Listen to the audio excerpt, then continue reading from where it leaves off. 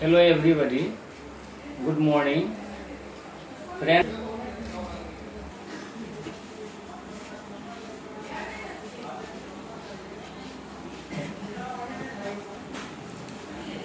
अब हम लोग क्वेश्चन सॉल्व करना शुरू करते हैं।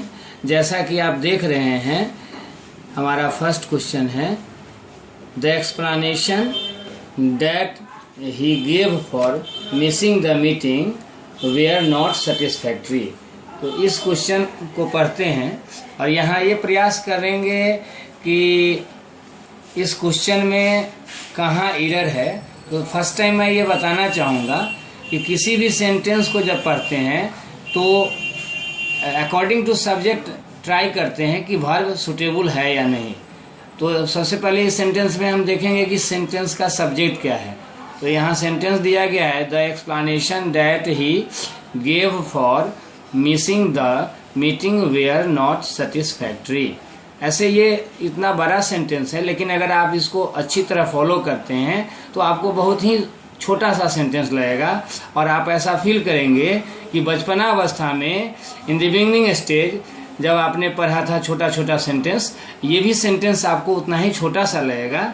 और यहाँ जैसे ओरिजिनल सेंटेंस अगर आप देखेंगे तो ओरिजिनल सेंटेंस यहाँ ये है the explanation were not satisfactory. जैसा कि आप छोटा सा सेंटेंस पढ़े होंगे बचपना अवस्था में, यह कलम है, यह नई कलम है, यह कलम नहीं है। तो अगर आप कंपैरिजन करेंगे तो आपको ऐसा लगेगा कि यहाँ भी जैसा आप पढ़े हैं यह कलम नई है, दिस पेन इज न्यू, यह सेंटेंस भी बिल्कुल वैसा ही है, दिस पेन इज न्यू। जो सेंटेंस आप बचपना अवस्था में पढ़े हैं, यहाँ जो सेंटेंस है the explanation were not satisfactory, यहाँ ओरिजिनल सेंटेंस हो गया एक्सप्लेनेशन वेयर सेटिस्फैक्ट्री। यानी आपने पढ़ा this pen is new, pen के जगह पर यहाँ आ गया एक्सप्लेनेशन और इज के जगह पर वेयर है और न्यू के जगह पर सेटिस्फैक्ट्री का प्रयोग किया गया।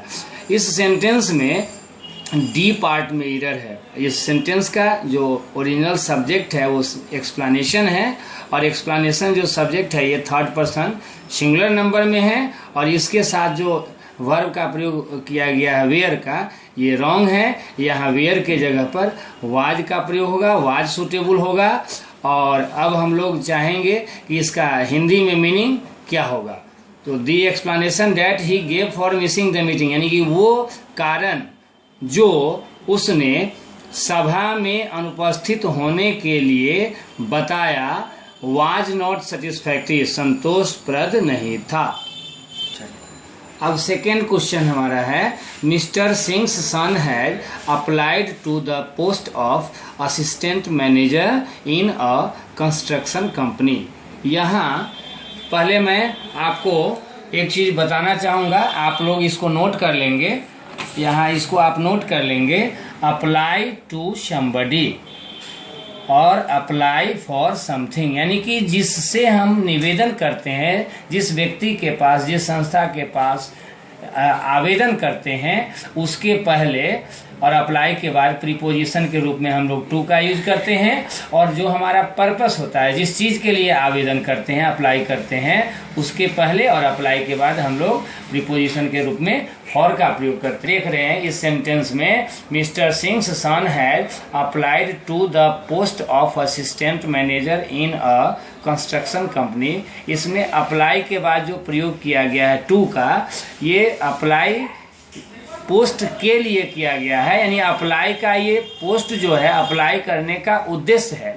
दैट मीन्स इसके पहले और अप्लाई के बाद ये जो टू प्रीपोजिशन का यूज किया गया ये सुटेबल नहीं है। यहाँ ये पर्पस के लिए आया है, इसलिए टू के स्थान पर अगर हम फॉर का प्रयोग करेंगे तो ये बिल्कुल करेक्ट हो जाएगा और इस प्रकार हमारा सही सेंटेंस होगा mister Singh's son has applied for the post of assistant manager in a construction company. अब तीसरा नंबर क्वेश्चन जो है the manager has sent many reminders to mister Rao to repay the loan but has not received no reply। यहाँ आप ध्यान देंगे, यहाँ जो ओरिजिनल सेंटेंस है वो है the manager has sent reminders. ये छोटा सा किसी भी सेंटेंस का जो एक ओरिजिनल मेन ढांचा होता है वो बहुत ही छोटा रूप होता है, जो कि होता है S plus V plus O. और उसको एक्सपेंड करने के लिए जितनी ज़्यादा बातें हम बताना चाहते हैं उस सेंटेंस में वर्ड्स की संख्या बढ़ाते चले जाते हैं और इस प्रकार सेंटेंस बड़ा हो जाता है। तो यहाँ जो छोटा सा सेंटेंस जो है वो ओरिजिनल सेंटेंस है, the manager has sent reminders. ऐसे इस सेंटेंस में जो एरर है वो आप जैसा कि आप जानते हैं कि किसी भी सब्जेक्ट का अध्ययन अगर हम प्रॉपर वे में करते हैं तो उसका अध्ययन बिल्कुल हम विज्ञान की तरह, साइंस की तरह, मैथमेटिक्स की तरह ट्रीट करते हैं, फॉलो करते हैं। और जैसा कि मैं आपको बता दूं, मेरा जो वे है, मैं जो बताता हूं, मैं हर स्टूडेंट को ये बताना चाहता हूं कि अंग्रेजी का अध्ययन जो आप करते हैं बिल्कुल मैथमेटिक्स की तरह, जैसा कि आप पढ़े हैं a + b का whole square is equal to a² + b² + 2ab, ठीक इसी प्रकार आप यहाँ अगर इस क्वेश्चन में वॉच करेंगे, यहाँ कुछ इस क्वेश्चन में देखेंगे तो मैथमेटिक्स का कंसेप्ट इसमें दिखाई देगा। जैसा कि आप पढ़े हैं minus into minus is equal to होता है प्लस, सेम कंसेप्ट यहाँ इस क्वेश्चन में आप देख सकते हैं। इस क्वेश्चन में आप देखेंगे बट के बाद जो आया है हैज नॉट रिसीव्ड, इसका सब्जेक्ट कॉमन लिया गया है। The manager has sent AB + MB3, यहाँ VS है, वर्ब का structure present perfect tense active voice है। और बट के बाद जो सेकेंड यहाँ आ रहा है हैज नॉट रिसीव्ड, यानी यहाँ भी AB हैज + MB3 रिसीव्ड का प्रयोग किया गया है। Present perfect tense active voice यहाँ भी है। और इस दो रिसीव करने का काम करने वाला, सेंड करने का काम करने वाला यानी डूअर जो है मैनेजर है, और ये मैनेजर जो डूअर है इसको कॉमन ले लिया गया है और कंजंक्शन वर्ड से कनेक्ट कर दिया गया है। तो जैसा कि आप देख रहे हैं हैज नॉट रिसीव्ड, यानी AB के बाद MB3 से पहले नॉट का प्रयोग किया गया है सेंटेंस को, ये नॉट जो आया है सेंटेंस को निगेटिव बनाने के लिए। और इसके बाद फिर हम देख रहे हैं कि यहाँ नो रिप्लाई, यानी यहाँ भी निगेटिव वर्ड का यूज किया गया है। तो सेंटेंस जो यूज किया गया है निगेटिव सेंस को इंडिकेट करने के लिए, और यहाँ जो नॉट आया और फिर नो आया तो ये डबल निगेटिव आ रहा है। यानी कि आप जैसा मैथमेटिक्स में पढ़े हैं कि माइनस माइनस प्लस होता है, वही कंसेप्ट यहाँ है। तो ये माइनस और ये माइनस दोनों मिलकर प्लस हो जाएगा, जो कि सेंटेंस का मीनिंग एफर्मेटिव देगा, पॉजिटिव देगा, फिर निगेटिव सेंस नहीं निकल पाएगा। तो इस प्रकार इस क्वेश्चन में डी पार्ट में एरर है। और यदि हम इस सेंटेंस से नॉट को हटा दें तो यहाँ हो जाएगा but has received no reply, और ये सेंटेंस बिल्कुल सही हो जाएगा। इस प्रकार हम कह सकते हैं कि इस क्वेश्चन का जो आंसर होगा ये डी होगा। क्वेश्चन नंबर 4 में दिया गया है unfortunately today many parents can not afford to send its children to school. अब यहाँ देखेंगे इस सेंटेंस में जो ओरिजिनल, किसी भी सेंटेंस का जो ओरिजिनल फॉर्म होता है वो S + V + O होता है। सेंटेंस का ये छोटा सा रूप है, और सेंटेंस को हम जितना भी बड़ा करना चाहते हैं इस सेंटेंस में अन्य वर्ड्स को ऐड करते जाते हैं और इन्फॉर्मेशन बढ़ती जाती है और सेंटेंस की लंबाई बढ़ती चली जाती है। तो जैसा कि यहाँ जो दिया गया सेंटेंस है इसमें सब्जेक्ट के स्थान पर पेरेंट्स का यूज किया गया है, और ये जो वर्ब है इस वर्ब के स्थान पर इसमें कैन अफोर्ड आया है AB + MB1। ये मॉडल ऑक्सिलियरी का सेंटेंस है।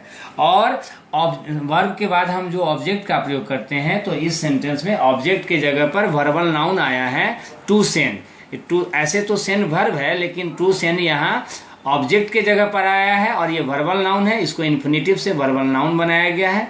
और जहाँ तक एरर की बात है तो इस सेंटेंस के सी पार्ट में एरर है। तो जैसा कि आप देख रहे हैं सेंड के बाद जो इट्स का प्रयोग किया गया है, इट्स आया है संबंध बताने के लिए, और ये संबंध बता रहा है चिल्ड्रन से।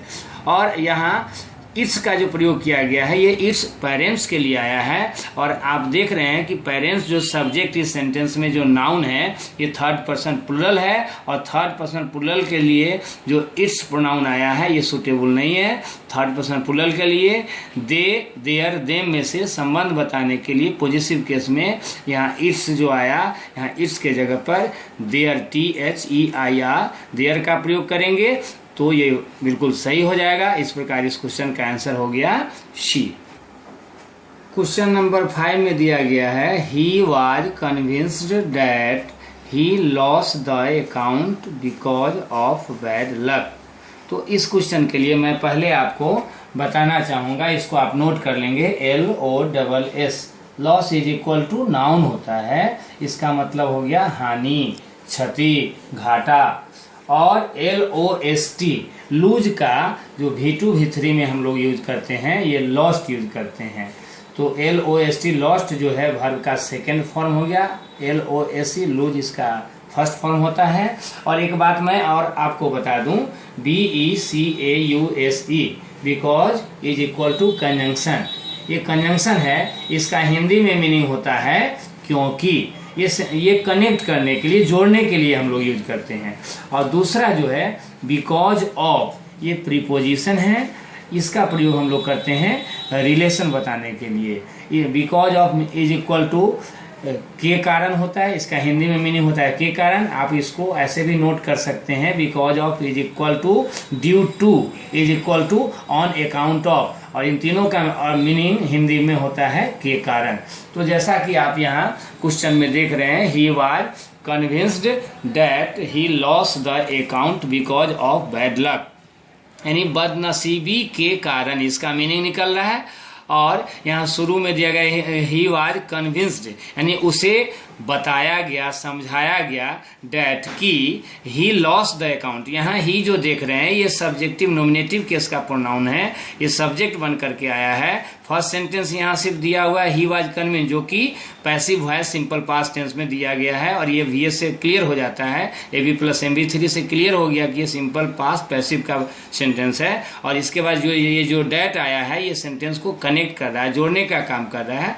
और इसके बाद जो सेकेंड सेंटेंस आया, ही लॉस्ट द अकाउंट, तो ही तो यहाँ सब्जेक्ट सही है, लेकिन ही सब्जेक्ट के बाद यहाँ जरूरत है वर्ब की, और वर्ब के जगह पर यहाँ लॉस जो वर्ड आया ये नाउन है, तो ये सुटेबल नहीं है, ये एरर है, गलत है।